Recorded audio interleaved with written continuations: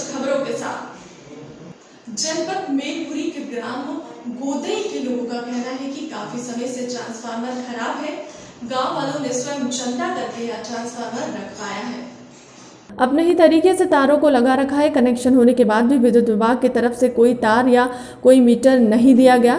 3-4 हज़ार बिल भेज देते हैं। इस प्रकार से झूलते हुए तारों को बड़े हादसे को आमंत्रित कर रहे हैं, जिसमें ग्रामीणों में आक्रोश फैला हुआ है। नेहा श्रीवास ने लिखा है कि मेरा सभी पत्रकार से गुजारिश है कि मेरी मदद की जाए। पहली घटना 3 अप्रैल को हुई थी, दूसरी घटना 8 जुलाई को हुई है, जिसकी FIR भी झांसी जिले के मोरानीपुर में तहसील में दर्ज है। मुकदमा अभी तक तीनों अपराधी पुलिस की गिरफ्त से बाहर हैं, खुलेआम घूम रहे हैं, हमारे ऊपर राजीनामा करने का दबाव बना रहे हैं, जिसकी सूचना मोरानीपुर कोतवाली में की। क्षेत्र अधिकारी को भी साथी के ऊपर SP को ज्ञापन देकर अवगत भी कराया गया। फिर भी पुलिस कहती है कि जांच कर रहे हैं। 1 महीना हो चुका है, फिर भी अपराधियों की गिरफ्तारी नहीं हो रही है। निवेदन करता हूँ कि आप सभी अपराधियों को पकड़ने में मदद करें। अपराधी खुलेआम घूम रहे हैं। नेहा श्रीवास ने बताया, कोतवाली के आसपास से भी गुजर आते हैं और ऑफिस से भी गुजर आते हैं, फिर भी पुलिस बोल रही है कि कार्रवाई कर रहे हैं। अपराधियों को खुलेआम छूट दे रखी है। पुलिस प्रशासन अपराधियों के ऊपर पहले से कई मुकदमे दर्ज कर रखे हैं। आप देख सकते हैं, हमारे पास उसकी कॉपी है। नेहा श्रीवास जुल्म तक बुंदेलखंड से है। प्रशासन की मदद से एक सुरक्षा गार्ड दिया गया है। नमस्कार, मैं हूं नेहा श्रीवास, जुल्म आज तक की बुंदेलखंड ब्यूरो चीफ, जिला झांसी, तहसील मोरानीपुर की। 8 जुलाई 2020 को मेरे साथ व मेरे कैमरामैन के साथ रवि परिहार, अखिलेश अहरवार, छोटू श्रीवास ने जानलेवा हमला किया था, जिससे मैं बाल बाल बची थी। उसके बाद मैंने थाने मोरानीपुर कोतवाली में FIR दर्ज कराई थी, जिसमें मुकदमा 360, 427, 506, 504 के तहत पंजीकृत कर लिया गया था। लेकिन अभी तक मुलजिमों की कोई गिरफ्तारी नहीं हुई है और मुलजिम खुलेआम घूम रहे हैं। CO कार्यालय के आसपास से निकल रहे हैं, थाने के बगल से भी निकल रहे हैं, लेकिन मुलजिम की अभी तक कोई गिरफ्तारी नहीं हुई है। बगल में ब्रजमोहन पुत्र बाबूलाल नायक के घर में विद्युत शॉर्ट सर्किट से लगी आग से 3 मोटरसाइकिल, 2 पंखे, 1 साइकिल, चुल्लू सहित लाखों का सामान जलकर हुआ खाक।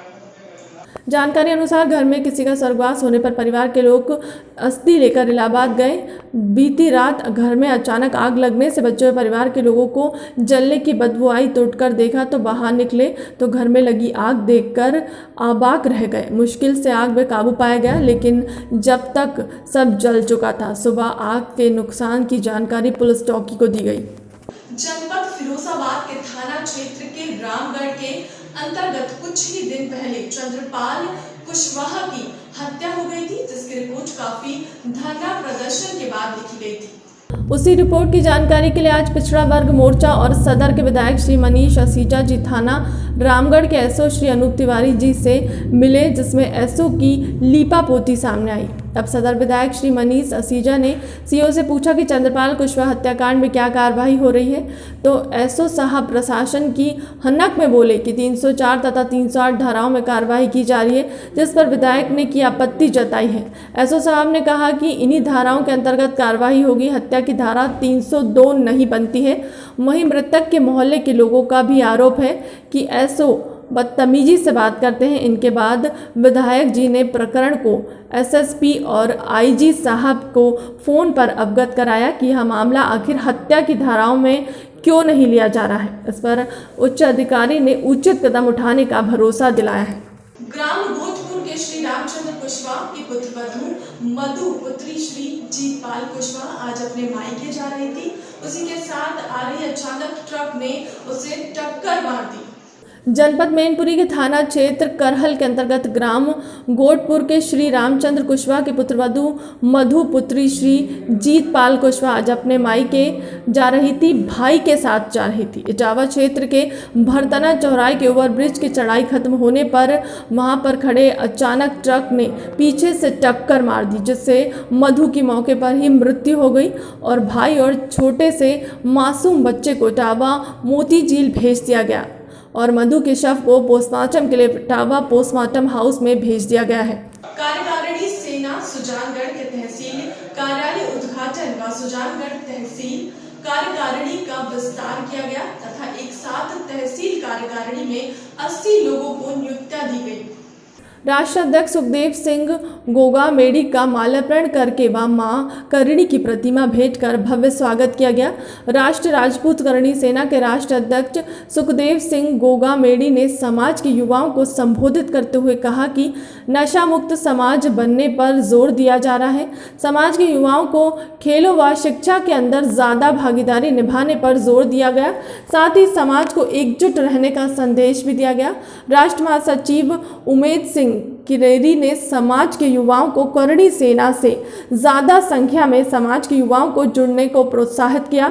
जिला अध्यक्ष संदीप सिंह ने कहा कि श्री राष्ट्र राजपूत करणी सेना सर्व समाज के साथ लेकर चलने वाला संगठन है, जहाँ शासन व प्रशासन किसी असहाय की मदद नहीं कर सकता। वह करणी सेना के शेर उस परिवार को न्याय दिलाते हैं। साथ ही संगठन के द्वारा किए गए कार्यों के बारे में समाज के लोगों को अवगत कराया गया। की कार्यकारिणी का कोई मंत्री इन्वॉल्व है, ये हमारा सीधा सीधा आरोप है महाराष्ट्र सरकार पर और महाराष्ट्र की पुलिस पर। अब सीबीआई अगर जांच वहाँ करती है तो सीबीआई से हमारा एक आग्रह रहेगा कि जो सुशांत राजपूत मर्डर के हत्यारे हैं, उन हत्यारों के साथ साथ जो वहाँ के सबूत मिटाने वाले पुलिसकर्मी थे, उन पर भी 34 IPC बटा 120 B में उनको मुलजिम बना करके 302 में उन पदाधिकारी पुलिस के जो अधिकारी थे उनको भी अंदर करने का काम किया जाए। हरदोई से बड़ी खबर, प्रार्थना पत्र देने के बाद भी कछूना पुलिस नहीं कर रही है कोई सुनवाई। प्रार्थना पत्र ठंडे बस्ते में डालने के नाम पर लिए गए रुपए। सीतापुर अपनी जरूरत आवश्यकता बताते हुए 1,70,000 रुपये पीड़िता से उधार लिए गए थे। कुछ दिन बाद पैसे देने को कहा तो उसके बाद करीब 6 महीने के बाद पीड़ित बहन ने अपने भाई से पैसे मांगे।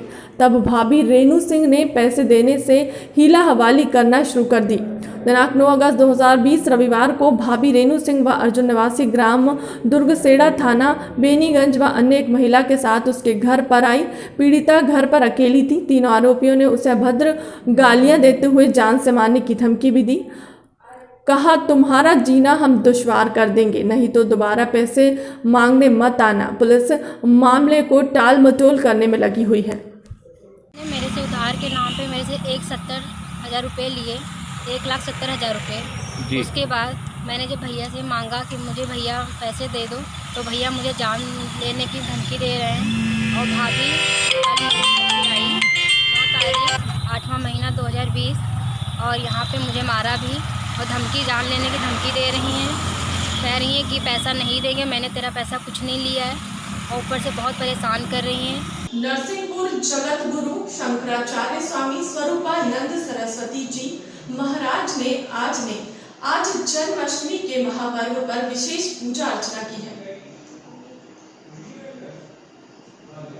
एंकर 9 डबरा ब्लॉक के अंतर्गत प्रगति हायर सेकेंडरी स्कूल में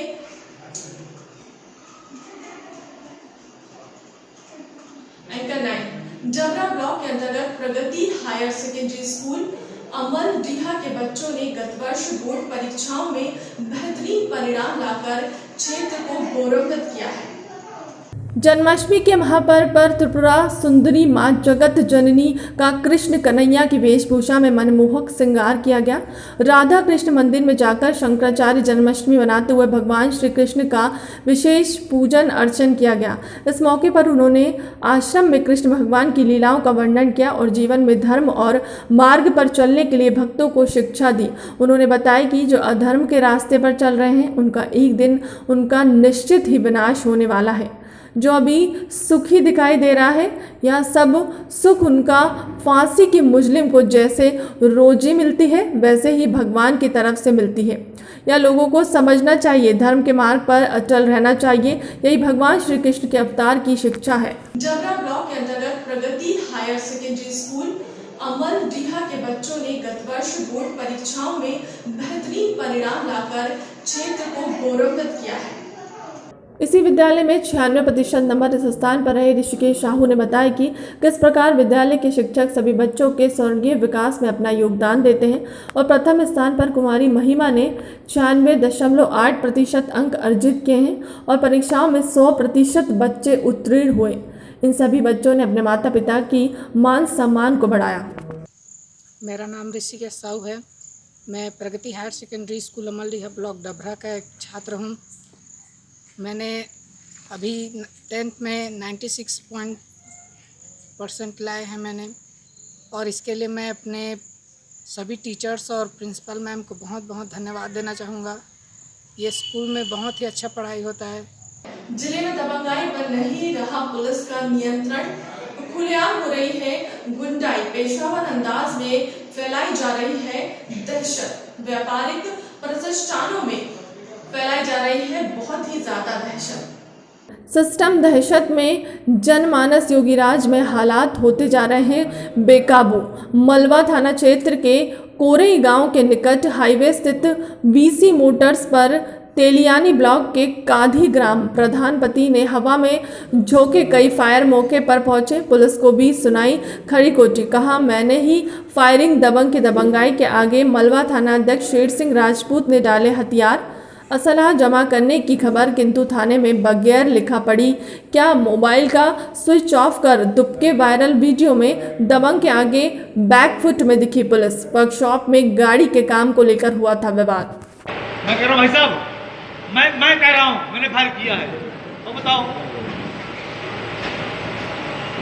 कोई नहीं कह रहा है, कोई नहीं कह रहा है। खैर कहीं बाहर हुई है, खैर कहीं बाहर हुई है। हाँ प्रणाम सर। हाँ सर, बीसी मोटर। फिलहाल के लिए अब तक की खबरों में इतना ही। देश दुनिया की तमाम बड़ी खबरों के लिए बने रहे PNB इंडिया न्यूज के साथ। नमस्कार।